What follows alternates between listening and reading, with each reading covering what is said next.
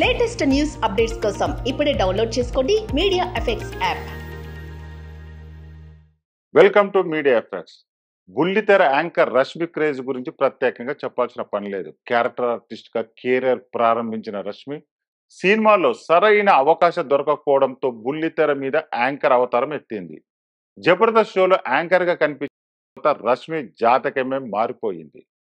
జబర్దస్త్ షోలో రష్మికి full popularity తెచ్చిపెట్టింది. రష్మి జంతు ప్రేమికురాలన్న విషయం కూడా అందరికి తెలిసిందే. కరోనా సమయంలో కూడా ఆమె రోడ్డు మీద ఉన్న జంతువులకు ఆహారం అందించడం తన ఉదారతను చాటుకుంది.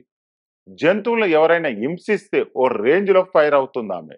ఇదిలా ఉంటే రష్మి సోషల్ మీడియాలో యాక్టివ్ గా ఉంటుందన్న విషయం తెలిసిందే. సోషల్ మీడియాలో ఎప్పటికప్పుడు తన వ్యక్తిగత విషయాలతో పాటు కెరీర్ విషయాలను కూడా అభిమానులతో పంచుకుంటుంది. ఇదిలా రష్మి ఆత్మహత్య చేసుకోబోయిందనే వార్త తాజాగా వెలుగులోకి వచ్చింది. ఈ విషయాన్ని అటో రామ్ ప్రసాద్ బయటపెట్టాడు. ఎక్స్ట్రా జబర్దస్త్ రద్దు చేయడంతో తన జాబ్ పోయిందని, ఆమె విషయం తాగే ప్రయత్నం చేసిందంట. అయితే ఇది సరదాగా జరిగిందని రామ్ ప్రసాద్ చివరిలో ట్విస్ట్ ఇచ్చాడు.